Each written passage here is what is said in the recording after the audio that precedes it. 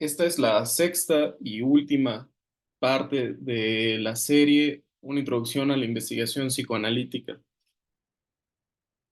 Nos habíamos quedado en entender a qué se refiere la idea de la infalibilidad del psicoanálisis, del hecho de que el psicoanálisis nunca se equivoca. Y no viene a mal recordar una vez más la importancia de las tres aproximaciones al síntoma. Primero, empecemos señalando que las críticas al psicoanálisis que se han vertido desde muchas disciplinas, dedicamos un video de esta serie a trabajar con algunas de esas críticas, desde las humanidades, desde las ciencias sociales y desde las ciencias exactas, han calificado al psicoanálisis de ser una pseudociencia, de ser hasta misógino, de descalificar varios de sus postulados más populares. Su ausencia total o muy restringida presencia en programas de psicología y de estudios universitarios hoy parece apuntar a un mundo que quiere deslavarse del psicoanálisis. Pero como señaló Slavoj Žižek en un libro que voy a mencionar más adelante, ya desde 1994, resulta interesante notar cómo estas críticas al psicoanálisis parecen tener cabida al interior de un modo de subjetividad que le es propio al capitalismo tardío, o ya en estas fechas podríamos decir una subjetividad propia del neoliberalismo de las identidades, porque el mundo en el que vivimos, el otro es visto como un ataque contra el yo, contra mí. El modo en el que me mira o no me mira, el modo en el que se dirige a mí o me ignora, el modo en el que habla de mí o me niega, me representa a mí o se representa a sí mismo, supone un ataque contra mi propia subjetividad. El neoliberalismo de las identidades apuesta por sostener esta idea. Las críticas al psicoanálisis usualmente parecen servir al interés de una ideología que intenta constantemente, dice Zizek en este libro, combatir la manifestación del deseo del otro.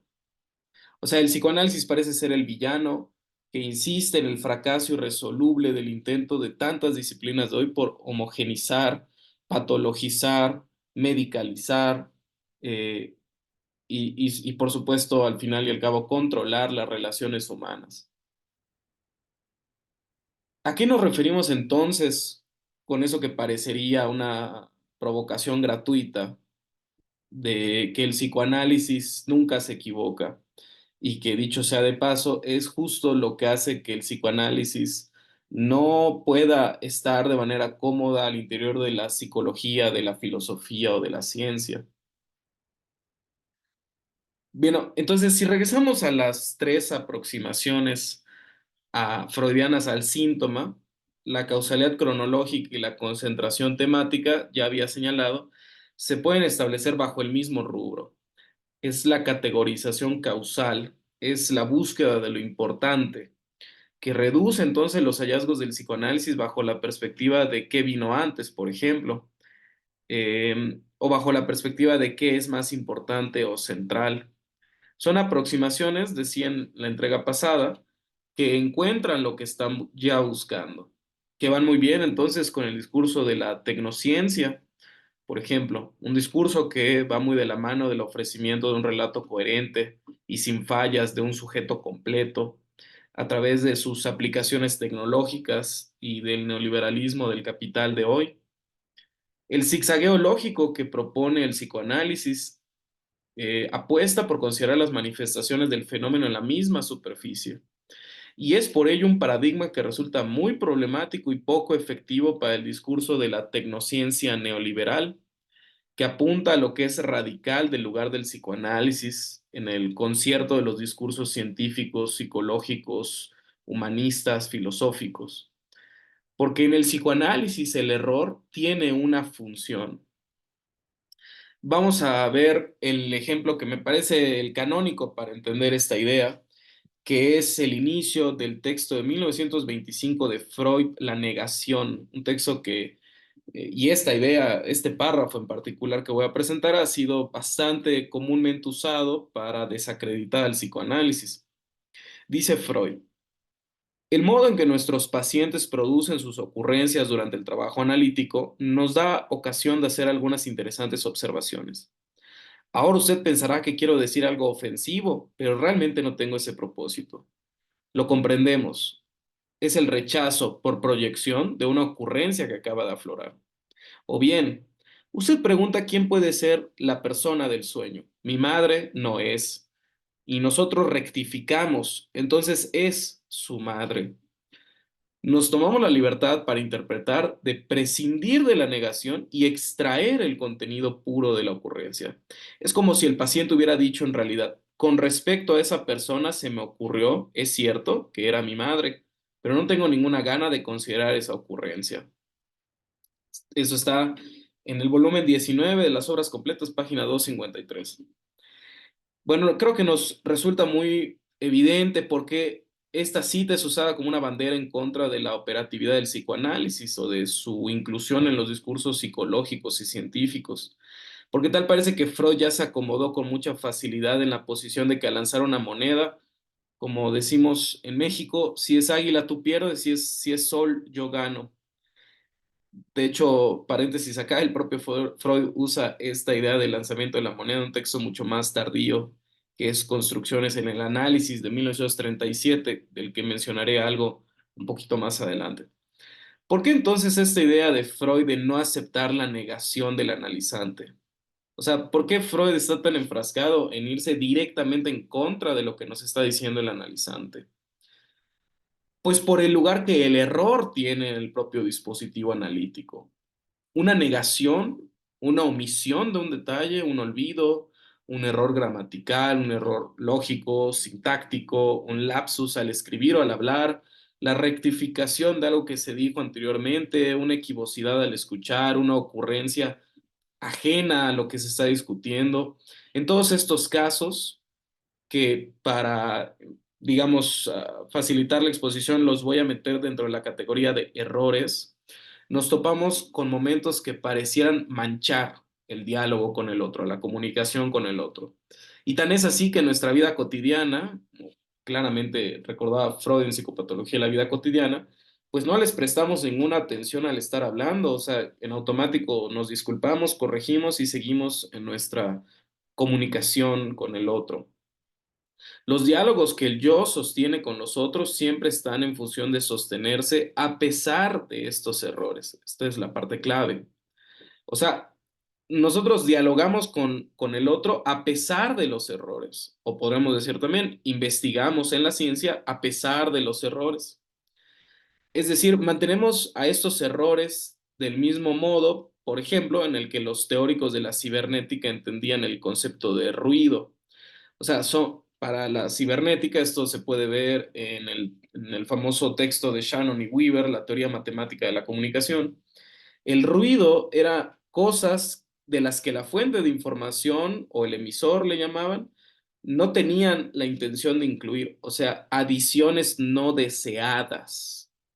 Es decir, los errores son adiciones no deseadas para el discurso del yo, de la comunicación con el yo o entre el yo y otro, y de la investigación de la ciencia. Bajo esta perspectiva, entonces, el error es algo que debemos de eliminar, de no incluir en el discurso, pues afecta, distorsiona o entorpece la información. Pero en el psicoanálisis, la comunicación que se sostiene es aquella que trabaja no a pesar de los errores, sino con los errores. Los errores no son entonces cosas que debemos de dejar a un lado porque no son importantes, sino que se debe de trabajar con ellos. Es decir, tienen un rol operativo en la propia discursividad psicoanalítica. En tanto el psicoanálisis entonces reconoce, como se había mencionado al principio de esta serie, la brecha entre el enunciado y la enunciación, que no permite una armónica construcción del yo, entonces el error no es contingente en la vida humana, sino es la verdad de la vida humana. A eso se refiere la idea de que la verdad solo puede surgir del error. El error es un rasgo sintomático que revela la verdad de la estructura de las relaciones humanas. Es expulsado de las mismas es reducido a una patología en el discurso universitario, en el discurso de la vida cotidiana, digamos, de modo que lo que consideramos hoy una comunicación posible es aquella en donde la intención siempre coincide con lo que se dice. Es decir, la comunicación cotidiana asume que lo que decimos coincide con el deseo, mientras que el psicoanálisis trabaja precisamente con los momentos en los que esto se desmiente, en los que esta idea no opera. En este libro de Zizek, porque no saben lo que hacen, el goce como factor político, formula esta idea de manera muy interesante. Dice, ya que nuestra intención consciente coincide con lo que puede expresarse en el lenguaje, la normalidad reside en la intraducibilidad de nuestros motivos en intenciones que puedan expresarse en público, en el lenguaje intersubjetivamente reconocido. Lo que causa las discrepancias patológicas es un deseo reprimido. Siendo excluido de la comunicación pública, encuentra salida en los gestos y actos compulsivos, así como en el uso distorsionado y privado del lenguaje. Es decir, estos errores son lo que sale eh, en esta idea de Zizek, eh, tras haberse sido reprimidos en el discurso público o el intersubjetivamente reconocido, la comunicación pública, como lo pone él acá. En otras palabras, entonces, cuando cometemos un error no intencionado, nos topamos otra vez con esta brecha entre el enunciado y la enunciación, en la que habita algo ajeno a nuestra intención, una dimensión donde parece que algo habla ajeno al yo. Eh, los errores, entonces, aquello que pareciera contingente, accesorio o estorboso en la psique, son las válvulas de escape de esos deseos reprimidos que han sido excluidos de lo que públicamente decimos. Esto es una manera de resumir por qué Freud es una figura tan importante para entender la naturaleza humana. Y eso es también la razón por la que la idea de que las neurociencias han demostrado, ¿no?, entre comillas irónicas, la equivocidad del psicoanálisis, han demostrado que el psicoanálisis no sirve o algo por el estilo, pues en realidad no es tal porque demuestra que no se está entendiendo cuál es el punto del psicoanálisis. Por ejemplo, pensemos en esos intentos de los neurocientíficos en grabar los sueños, ¿no? Eh, o digamos, entonces la persona dice, la mujer del sueño no es mi madre, y el psicoanalista le responde, entonces es su madre. No se trata de una corrección que vaya en función de una correspondencia fáctica, es decir, efectivamente, pues el psicoanalista no pudo ver su sueño y con ello estar seguro de que sí era la madre o no, sino que va en función de la verificación de los efectos, no de los hechos, sino de los efectos que se tiene en el dispositivo analítico. Es decir, aun si los neurocientíficos pudieran grabar los sueños, pues no es falto de modestia responder que el psicoanálisis pues no se movería un ápice, porque el psicoanálisis nunca se planteó como un discurso para grabar los sueños o para poder ver los sueños o poder ver la verdad del sueño. Recuerden que la idea del psicoanálisis es la interpretación de los sueños. Entonces el psicoanálisis no está interesado por una correspondencia fáctica entre lo que el paciente dice que soñó y lo que realmente soñó, sino por los efectos que tiene el hecho de que diga haber soñado esto. Así que cuando el paciente dice que algo no es, o sea, que no es su madre, el yo del analista tal vez puede creer que no era o que sí lo era, eso no importa, porque el discurso psicoanalítico hace que la intersubjetividad que ahí se construye, siguiendo las dos reglas fundamentales que se vieron en la entrega pasada, se tome nota de ese error para verificar los efectos causados en el discurso. Y esto entonces nos puede llevar a considerar, por ejemplo, si el propio analista comete errores y qué se hace con los errores que el analista comete, cosa de la que Freud habla muy poco en sus textos, ¿no? Y podríamos apuntar a una viñeta clínica de mi propia experiencia que me gustaría aquí relatar para entender esta idea. El analizante empieza a hablar de momentos en los que ha sentido vergüenza en la vida, y uno de ellos es cuando le descubrieron una chafa, fue la palabra que dijo, justo antes de un examen de química en la secundaria. El analista le pregunta, ¿una chava? ¿Te descubrieron una chava? Bueno, para quien no se encuentra en México o probablemente incluso, como vamos a ver, porque tanto analizante como analista eran personas de México, eh, en México, en algunas partes de México, se utiliza la palabra chafa para hablar de los modos de hacer trampa en un examen. En otras partes de México se conoce esto como acordeón. Ignoro las palabras con las que se conozca en otros países. Es decir, un pedazo de papel que se oculta entre otros papeles, en la ropa. Bueno, habían 20.000 maneras de hacer trampa en los exámenes, ¿no? Para datos que uno no recuerda o algo por el estilo. Eh, y en algunas partes de México la palabra que se usa para esta trampa en el examen es chafa, pero no es la palabra que suele usarse para la parte de México de donde el analista era. Entonces, el analista escucha chava cuando el analizante había dicho chafa. Y uno podría decir, claro, es un error del analista, es decir, no escuchó lo que se dijo. Y sí, bajo ciertas dimensiones es obvio que fue un error en la escucha del analista, pero el punto aquí no es clavarnos en corregirle al analista entonces, o en, digamos, simplemente decir, no, no dije eso, me estoy refiriendo a estos papeles que se utilizan para hacer trampa en los exámenes, bla, bla, bla, ¿no?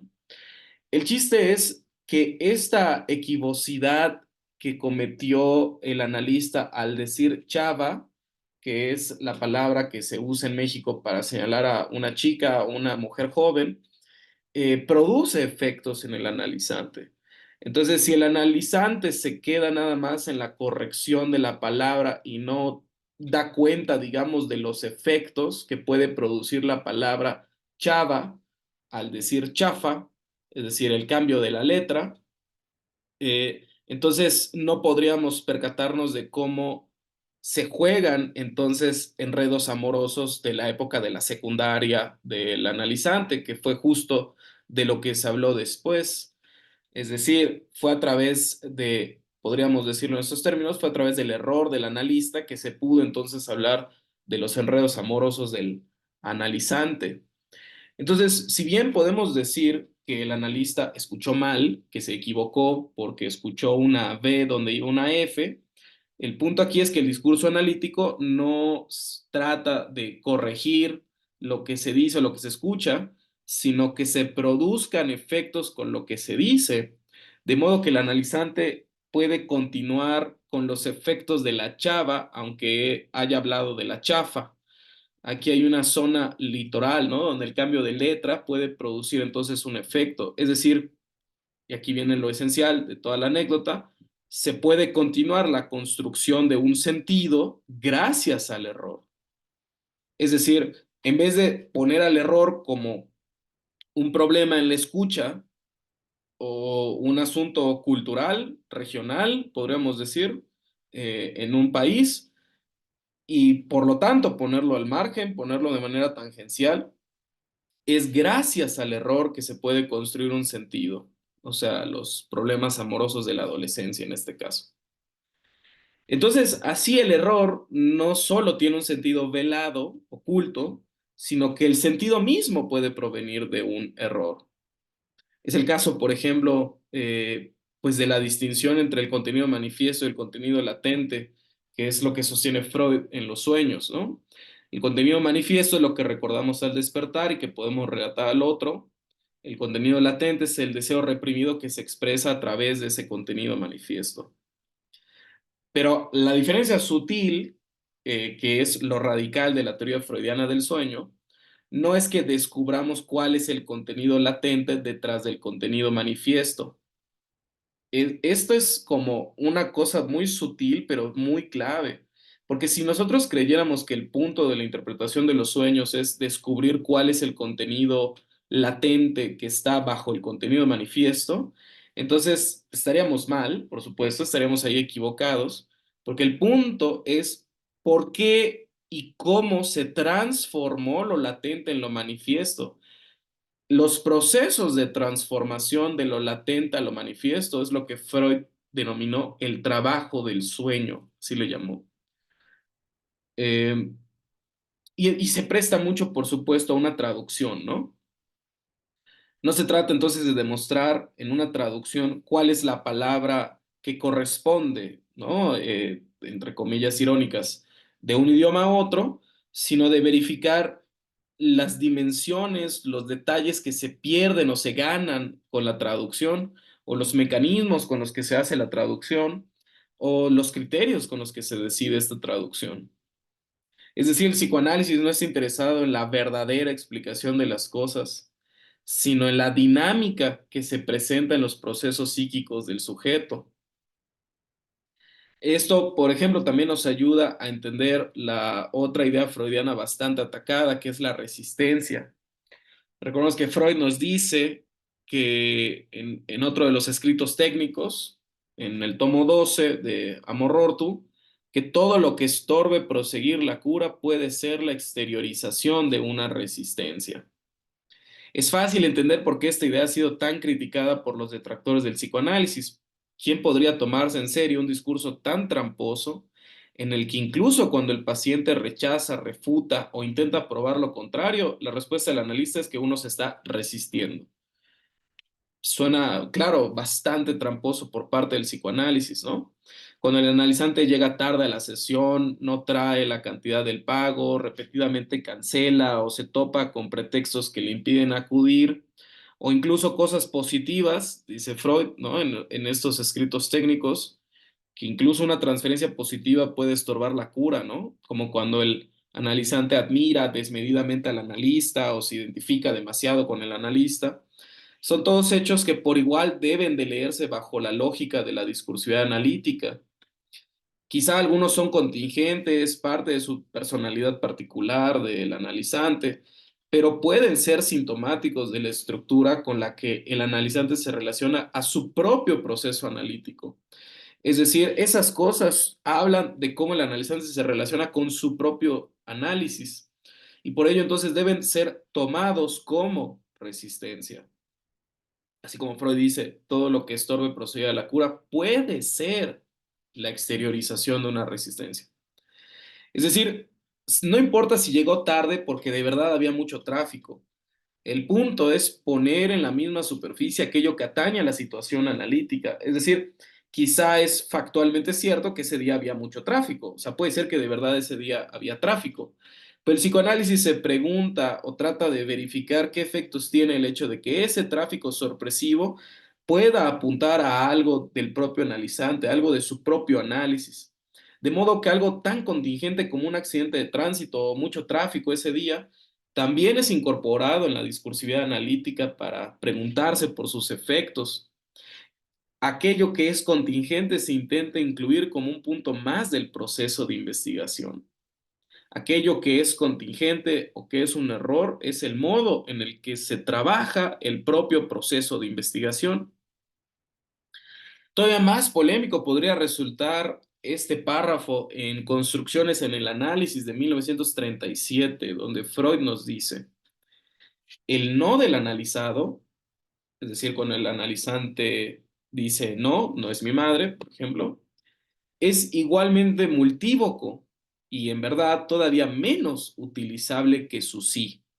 Rara vez expresa una desautorización justificada, muchísimo más a menudo exterioriza una resistencia que es provocada por el contenido de la construcción que se ha comunicado, pero que de igual manera puede provenir de otro factor de la situación analítica compleja. Por tanto, el no del paciente no prueba nada respecto de la justeza de la construcción, pero se concilia muy bien con esta posibilidad. Como toda construcción de esta índole es incompleta, apresa solo un pequeño fragmento del acaecer olvidado. Tenemos siempre la libertad de suponer que el analizado no desconoce propiamente lo que se le comunicó, sino que su contradicción viene legitimada por el fragmento todavía no descubierto. Por regla general, solo exteriorizará su aquiescencia cuando se haya enterado de la verdad íntegra, y esta suele ser bastante extensa. La única interpretación segura de su no es, por ende, que aquella no es integral. La construcción ciertamente no se lo ha dicho todo. Bueno, no voy aquí a establecer la distinción entre interpretación y construcción, que es un tema de este texto, o digamos la lectura lacaniana que podemos hacer sobre esta idea de Freud, pero me parece importante este párrafo porque podríamos verificar aquí si no estamos entendiendo el lugar del error en el psicoanálisis. Podríamos vislumbrar por qué es tan tramposo Freud, ¿no? Podríamos creernos o estar de acuerdo con las críticas que se establecen al proceder psicoanalítico. ¿Cómo podríamos entonces aceptar la postura de que una construcción o una interpretación no es incorrecta incluso si el analizante niega recordar algo o que algo haya sucedido? Eh, Claro, si seguimos bajo la lógica de la falsedad o la verdad del enunciado, no podríamos proceder mucho ni con mayor autoridad frente a alguien que dice que no recuerda que eso haya sucedido o que directamente eso no sucedió, sino que hay que percatarse de qué tipo de efectos se tiene cuando se ofrece una construcción o una interpretación y cómo el analizante se posiciona frente a esta construcción o interpretación. Ese es el punto de Freud aquí. Y es por el modo en que su negación se entrelaza con las demás resistencias y transferencias en el análisis, cómo la negación entonces puede resultar operativa en la enunciación más allá del enunciado. De modo entonces que cuando el paciente de Freud decía que esa no es su madre, esta negación tiene una dimensión del enunciado muy clara y explícita. Es decir, del enunciado no podemos decir mucho porque pues está literalmente así puesto, no es su madre. Sin embargo, el analista reconoce que aquello dicho es el resultado de una estructura de la enunciación que literalmente, no literalmente, desde el litoral, permite entonces leer la negación y la afirmación. Cuando le responde, entonces es su madre, verificamos eso que se ha dado en calificar como una especie de histerización del paciente, ¿no? Es algo que es necesario, al menos en un primer momento, ¿no? Hacerle que dude de su propio decir. Pues el punto no es que el analista le corrija en el sentido de decirle que está equivocado y no soñó eso o sí soñó eso, sino que le dice que sí es su madre, pues lo importante es colocar esta omisión, este error, esta rectificación como un elemento para trabajar. Eh, Así el psicoanálisis entonces se erige como un discurso en el que uno se preocupa más por los efectos de enunciación que por lo que se dice en el enunciado. El analista es alguien que, a diferencia de nuestra vida cotidiana, donde el error es algo que estorba y que se saca de la discusión, el analista debe de tomarse con total responsabilidad los efectos de lo que se dice. Digamos, en un psicoanálisis, todo lo que se dice debe de ser tomado igualmente en serio. Una idea más de Zizek de este libro, el analista es también impersonal en el sentido de que es absolutamente responsable por los efectos de sus palabras. Cuando el resultado de nuestro accionar es el opuesto del que pensábamos, nosotros, las personas ordinarias, cada quien con sus propias limitaciones, tenemos derecho a decir, Dios mío, eso no es lo que yo quería decir, me equivoqué. El analista, al contrario, es alguien que nunca tiene permitido refugiarse en, no es eso lo que quise decir. Y de hecho, podríamos decir, no solo el analista, sino el analizante en el dispositivo analítico. Es por ello que el discurso analítico, el lazo social que se sostiene en el psicoanálisis, es algo excepcional y sumamente sorpresivo. Lo que es inusual no es que pueda desaparecer, más extraño aún es que haya emergido en un primer lugar. Me parece que Zizek tiene razón en señalar que lo más extraño que no es si el psicoanálisis desaparecerá o cuándo, sino cómo es que el psicoanálisis logró emerger en un primer momento, toda vez que es una relación discursiva que va directamente en contra del yo de la conciencia. Esto es lo que provoca una decisión fundamental entre el psicoanálisis y la psicología, la filosofía y la ciencia. Mientras que las distintas corrientes psicológicas apuestan por un reforzamiento y adaptabilidad del yo con técnicas y sugestiones, el psicoanálisis va directamente en contra del reforzamiento del yo, pues trabaja con el sujeto.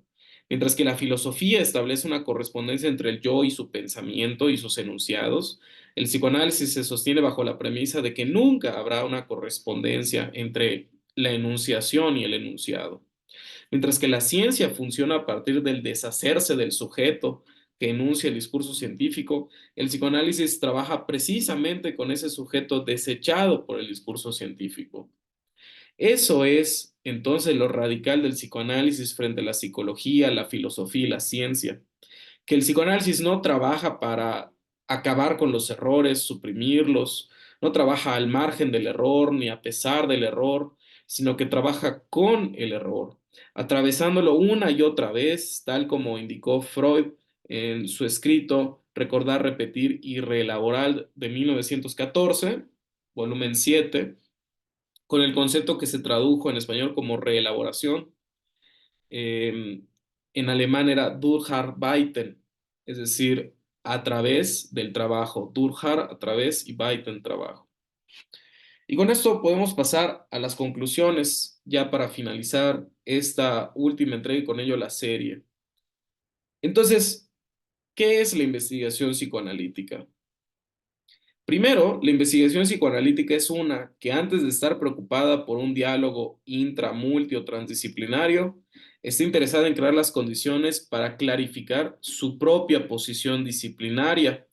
Es decir, no le interesa usar la teoría psicoanalítica para calificar o explicar los fenómenos contemporáneos, sino investigar desde los fundamentos de su propia práctica teórica y clínica los fenómenos contemporáneos, a los cuales se entiende como síntomas. Segundo, esta investigación se sostiene con un paradigma que no apuesta por descubrir la raíz de los fenómenos, la verdad oculta de los fenómenos, sea esta una raíz cronológica o abstracta, sino un zigzagueo lógico que considere todas las manifestaciones como elementos de estudio en la misma superficie, que atraviesa y enlaza lo interior y lo exterior, lo contingente y lo necesario, lo superficial y lo oculto. Esta cualidad de los fenómenos, tal como la reconoce el psicoanálisis, es lo que llamamos extimidad. Es lo que permite verificar la doble acepción del término inconsciente, algo que no es consciente y a la vez algo que va a contrasentido de la conciencia. El síntoma que reconoce el psicoanálisis no se reduce a las manifestaciones visibles de un problema estructural u oculto. No se tiene el objetivo de acabar con el síntoma. El síntoma no se reduce a ser un problema de la estructura, sino que el síntoma se le presenta al psicoanálisis como la solución y el defensa al problema de la estructura. De modo que el punto del psicoanálisis no es acabar con el síntoma, sino trabajar con el síntoma. Y tercero, a partir de esa manera de entender el síntoma y la investigación sobre él y la naturaleza del inconsciente, se presenta que el ser del lenguaje, el sujeto humano, nace de una escisión constitutiva que le impide poseer un yo completo. De modo que pues existe una brecha irreductible entre el enunciado y la enunciación, entre lo que se dice y el decir. Así, por un lado, tenemos al yo de los discursos psicologizantes y por otro lado al sujeto de la enunciación del psicoanálisis. Un sujeto del lenguaje que está siempre ya dividido, escindido, marcado por un significante en constante desplazamiento. Ese desplazamiento es verificado por la función que ocupa el error. El psicoanálisis es un discurso que se toma el error tan en serio que no solo funciona a pesar de él, sino sobre todo funciona trabajando una y otra vez con él, reconociendo que el error, así como el síntoma, no es un asunto contingente o del que se busque la eliminación, sino la única vía para la investigación psicoanalítica. El sujeto del psicoanálisis, entonces, no es el que crea y enuncia su propia identidad, sino el que se encuentra en un constante desplazamiento identificatorio, que tiene problemas en hacer corresponder su cuerpo consigo mismo, que tiene problemas en hallar el significante que ya le representaría de manera fija. El sujeto del psicoanálisis es aquel que es achatado y tratado de acabar por el discurso psicologizante, que es excluido del discurso científico, que es el que estorba a la explotación neoliberal. Esto es lo que permite al psicoanálisis y la manera específica en la que entiende al sujeto, al error, al síntoma y a su propia posición entre las disciplinas como un discurso sumamente radical.